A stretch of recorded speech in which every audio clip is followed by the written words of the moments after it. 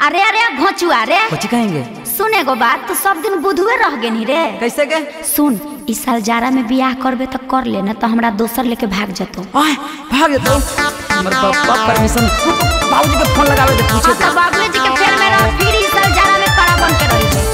सुन बात presented by आदि शक्ति फिल्म्स।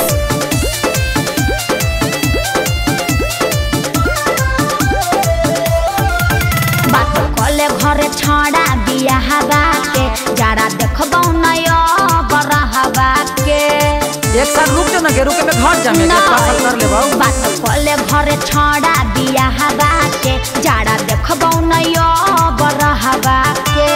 हो गेल ही जवान त काहे के डरना हो आगे अभी रुक अपन पापा के फोन करइयो। हां कर। अरे हेलो पापा बड़ी ठंडा लगे थी पापा।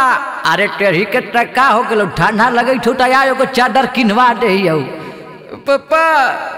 चादर वाला ठंडा ना पापा टेढ़ी के आओ एगो स्वेटर किन देबो। पापा जवान हो गली पापा। पापा बियाह करबो पापा बियाह करबो पापा। टेढ़ी के आओ घर में आओ। पापा घरे पदे दे बोधरा ना हो यही जाड़ा में तुम्हार नहीं मरना हो। पापा घरे पदे दे बोधरा ना हो यही जाड़ा में तुम्हार नहीं मरना हो। टेढ़ी के चमरिया घींच लेबो चिन्ह तू हमरा। देख देख तोर बप्पो गरियाबो बियाह नहीं हो तो हम चलियो दोसर से बियाह कर लेबो। लेकिन ना के रुक जो के एक साल के ना हम चलियो। रुक जो ना के रुक ना जो फोकता खिलाऊंगा रुक जो ना के। म्यूजिक बाय टिंकू तूफान।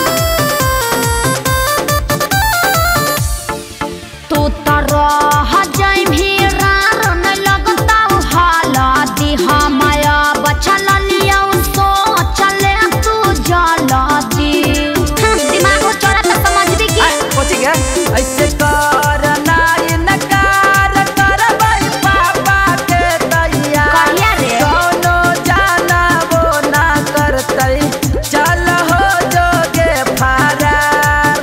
अरे बाप नहीं मन तो तयब का करना हो है गे की? फिर लगायो का अपन पापा ओई फोन में। हाँ रे लगाओ नहीं तोर बप्पा उठाबो नहीं करतो।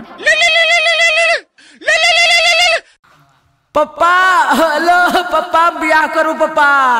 टेढ़ी के जहारवा देख के जान मार देबो। पापा घरे पदे दे बोधरा ना हो यही जाड़ा में तुम्हार नहीं मरना हो। बाबू घरे पदे दे बोधरा ना हो असो जाड़ा में तुम्हार नहीं मरना हो। टेढ़ी के मार ढांस जकन तो ठीक है हमरे लागी है। बाप रे बाप टेढ़ी के हमर खानदान में आ गए हैं। आओ आओ पहले घरवा तोड़ टेढ़ी के हम पोइजन दे के जान मार देबो।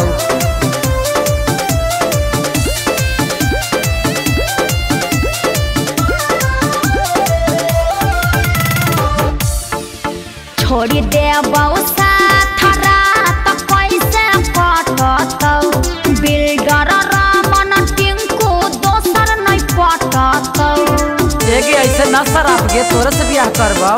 सोच ले लियो उपाय हमसे बना रहा है कौनो पंडित जी के ढाके कर ले वही गे सागाई। हमरा बिरहा के आग में नहीं जरना हो